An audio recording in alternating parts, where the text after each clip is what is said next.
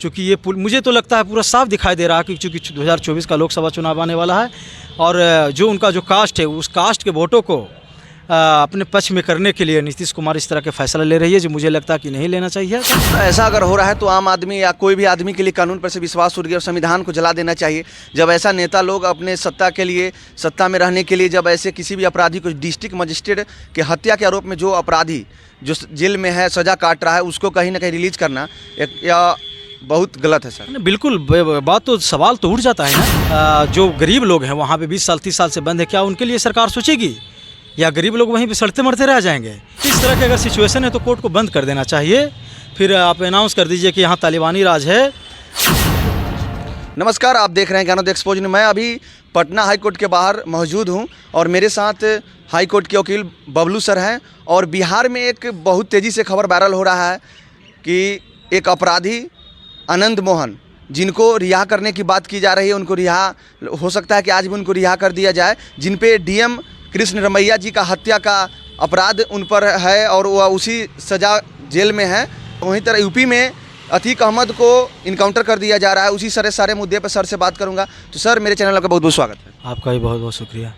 Sir, जो बिहार में एक तेज़ी से जो वायरल हो रहा है न्यूज कि अपराधी को एक रिलीज करने की बात की जा रही, कहाँ तक सही है, क्या है, मेरे दर्शकों को बताइए। देखिए, मुझे नहीं लगता कि ये कहीं से भी सही है, चूँकि सरकार के पास पावर है कि जब किसी भी व्यक्ति को कोर्ट सज़ा देती है और वो जेल में होता है, आधा से ज़्यादा जेल का जो अवधि है, समय वो काट लेता है, तो सरकार के पास पावर होता है कि वो अपने विवेक को यूज करके वो उसको रिलीज़ किया जा सकता है। लेकिन सबसे बड़ा सवाल होता है कि जो अपराधी है जिस पे सज़ा का, वो किस तरह का मुकदमा उन पर है, उनका क्या बैकग्राउंड रहा है, उनका क्या क्रिमिनल हिस्ट्री रहा है। इन चीज़ों को देखते हुए सरकार को इस पर फैसला लेना चाहिए और सरकार अमूमन इस पर फैसला इसी तरीके से लिया जाता है। लेकिन सबसे बड़ा सवाल होता है कि क्या सरकार उन गरीबों के लिए भी इस तरह का जो लॉ चेंज करेगी, क्या ये जो एजेंडा है वो अपनाएगी क्या? तो मुझे लगता है कि नहीं अपनाएगी। बड़े लोगों की बड़ी बात होती है। चूँकि आनंद मोहन पर डीएम का हत्या का आरोप है, उनको सुप्रीम कोर्ट से भी सजा का आजीवन कारावास को किया गया था, बरकरार रखा गया था। तो मुझे लगता है कि ये लोगों के बीच में एक गलत संदेश जाएगा कि कानून कहता है कि कानून की नज़र में सबका बराबर हो, सब बराबर है, चाहे वो जज हो सुप्रीम कोर्ट का या प्रेसिडेंट ऑफ इंडिया हो, चाहे वो कॉमन मैन हो। अगर आप मर्डर करते हैं तो 302 सभी पे लगता है। तो मुझे लगता है कि लोगों पे कानून से कहीं ना कहीं कुछ भरोसा उठेगा, चूँकि ये मुझे तो लगता है पूरा साफ दिखाई दे रहा है कि चूँकि 2024 का लोकसभा चुनाव आने वाला है और जो उनका जो कास्ट है उस कास्ट के वोटों को अपने पक्ष में करने के लिए नीतीश कुमार इस तरह के फैसला ले रही है, जो मुझे लगता है कि नहीं लेना चाहिए था।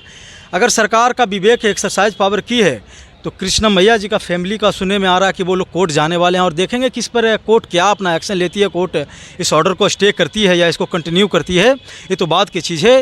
लेकिन मैं फ़िलहाल ये कहना चाहूँगा कि लोगों के बीच में ये जो मैसेज है वो बहुत नेगेटिव इम्पैक्ट छोड़ेगा, मुझे ऐसा लगता है। सर, ऐसा अगर हो रहा है तो आम आदमी या कोई भी आदमी के लिए कानून पर से विश्वास उठ गया और संविधान को जला देना चाहिए।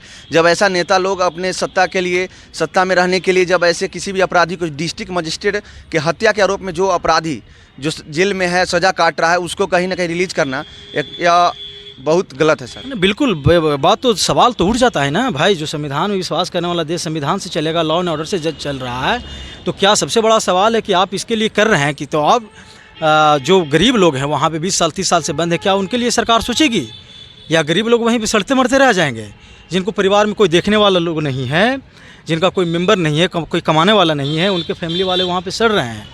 तो सरकार का जो ये रवैया है, जो साफ पता लग रहा है कि एक रास्ते पे सरकार चलने का काम कर रही है।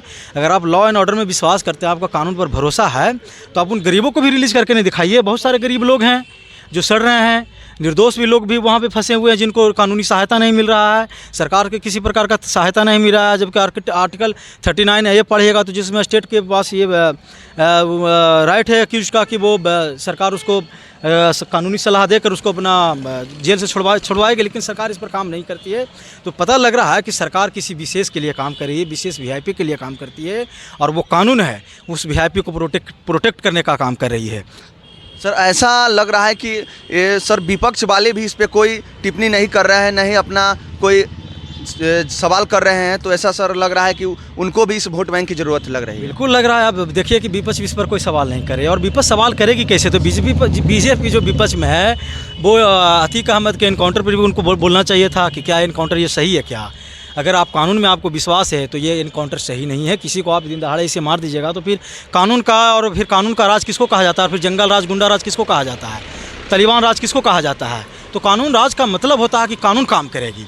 अगर कानून काम नहीं कर रही है, पुलिस जिसको पार रही है उसको निकाल कर ठोक रही है, ठोको नीति चल रही है, तो ये कानून का राज नहीं है, ये संविधान का राज नहीं है। दूसरा तो सारी विपक्ष क्या, बिल्कुल विपक्ष किस मुंह से काम करेगा? अगर बिहार में वो बोलती है, चलिए ठीक है, बिहार में बोलती है, तो बिहार में अगर जलंधर राज की आप बात करते हैं तो यूपी में कौन सा राज है? वो कानून राज है क्या? अगर कानून राज होता तो वो अदालत किस लिए बैठी है? अगर बीजेपी इस बात से डर रही है कि अगर हम इस पे सवाल करेंगे, इस पर हमलावर तुरंत अगर होंगे तो लोग हमसे सवाल कर देगा कि यूपी में जो आप जो बिहार में कहते हैं जंगल राज, तो यूपी में मंगल राज चल रहा है, लोग तुरंत सवाल कर देगा। इसी डर से हो सकता है कि बीजेपी सवाल नहीं करेगी। बिल्कुल, ये भी डर हो सकता है, ये भी डर है। और दूसरा डर है कि हो सकता है कि राजपूत का जो वोट है वो हमसे बिछड़ जाए। अच्छा, राजपूत का वोट बैंक, जी सर। हाँ, तो आनंद मोहन जी चूँकि राजपूत फैमिली से बिलोंग करते हैं, तो उनको ये भी डर है, क्योंकि सब कुछ तो पॉलिटिकली एजेंडे को लेकर काम चल रही है। तो पहले सर यूपी में कानून का, कोर्ट का, लॉ एंड ऑर्डर का धज्जिया उड़ाया गया, और बिहार में भी सर वैसा ही हो रहा है कानून। तब क्या जरूरत है सर कोर्ट का बंद करवा देना चाहिए? बिल्कुल, इस तरह की अगर सिचुएशन है तो कोर्ट को बंद कर देना चाहिए। फिर आप अनाउंस कर दीजिए कि यहाँ तालिबानी राज है। और सबसे बड़ा सवाल तब होता है ना कि आप किसी कास्ट को लेकर, किसी कम्युनिटी को लेकर, किसी पार्टिकुलर रिलीजन के व्यक्ति को आप टारगेट करते हैं।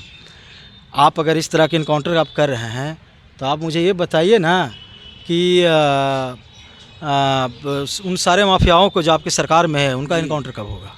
कब इनकाउंटर होगा? हाँ, तो ऐसे बिल्कुल आम आदमी का सवाल है, तो ऐसा नहीं चलेगा ना। और मुझे लगता है कि किसी पर भी मुकदमा है, इसके लिए हमारा कम्पिटेंट कोर्ट है, हमारा न्यायालय सिस्टम है, संविधान है, वो सज़ा देखने का काम करेगी। तो मुझे लगता है कि अगर कानून का राज है तो कानून के राज है जो कानून से चलना चाहिए। अगर तालिबानी राज है, गुंडा राज बनाना चाहते हैं तो फिर आप ठोक दीजिए किसी को, इसमें कोई रुक नहीं। देख रहे हैं, आपको क्या राय लगता है? इस वीडियो के कमेंट में जरूर अपना राय दीजिएगा कि क्या हो रहा है बिहार में, एक सही हो रहा है, गलत हो रहा है। इस पर राय जरूर दे रहा है। आप देख रहे हैं ज्ञानोदय एक्सपोज। जय हिंद, जय भारत।